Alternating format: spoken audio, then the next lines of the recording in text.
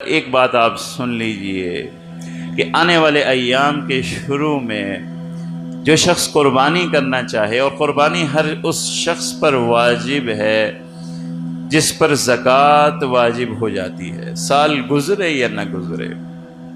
اور اس کے علاوہ بھی اگر کوئی شخص خوشی سے قربانی کرنا چاہے اور اس کے پاس استطاعت ہے، وہ کر سکتا ہے، تو اسے ضرور کرنا چاہیے۔ بڑی فضل والی عبادت ہے، اللہ کو بڑی محبوب عبادت۔ اس دن جو قربانی کا دن ہے، اس سے بڑھ کر کے کوئی اور عمل نہیں ہے۔ بعض لوگ دھوکے میں آ جاتے ہیں، اتنے جانور جو ہیں وہ قربان ہو رہے ہیں، ضائع ہو رہے ہیں، نعوذ باللہ من ذالک۔ جس عمل سے اللہ راضی ہو جائے وہ چیز ضائع نہیں ہوئی، وہی تو کام آئی ہے۔ اور جو قربانی کرنا چاہتے ہیں ان کے لیے مستحب عمل یہ ہے کہ وہ یکم ذی الحجہ سے لے کے جب چاند ہو جائے گا قربانی تک اپنے ناخن اور بال نہ کاٹیں۔ یہ مستحب عمل ہے، اگر پہلے کبھی کر دیا ہے تو کوئی حرج نہیں ہے، گناہ نہیں ہے، قربانی صحیح ہے۔ مستحب یہ ہے، باعث ثواب یہ ہے، اس میں ثواب ہے۔ اور اسی طرح ان 10 ایام کے روزے ہیں، 9 ایام کے، 10 ذی الحجہ کو روزہ نہیں رکھا جاتا، 1 سے لے کر کے 9 ذی الحجہ تک یہ عبادت کے دن ہیں، اس میں روزہ رکھنا چاہیے۔ جتنا اللہ تعالیٰ جس کو توفیق دے انہیں یہ روزے رکھنے چاہیے، یہ مستحب روزے ہیں، انہیں رکھنا ہے۔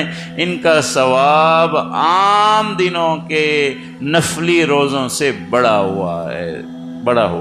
ایک حدیث مبارکہ میں یہ ہے کہ ایک روزے کا ثواب ایک سال کے ثواب کے بقدر ہے۔ بڑے فضل والے اعمال ہیں، اور ان دنوں میں اللہ کا ذکر اٹھتے بیٹھتے چلتے پھرتے، جو تکبیرات تشریق ہیں وہ ایام تشریق میں تو پڑھنا واجب ہو جائیں گی نماز کے بعد، مگر انہی تکبیرات کو ان 10 دنوں کے اندر اٹھتے بیٹھتے چلتے پھرتے پڑھتے رہنا چاہیے۔ یہ اللہ کا حکم، فَاذْكُرُوا اللَّهَ فِي أَيَّامٍ مَّعْدُودَاتٍ، اس کے تحت میں علماء نے لکھا ہے کہ یہ ایام تکبیرات کے ہیں۔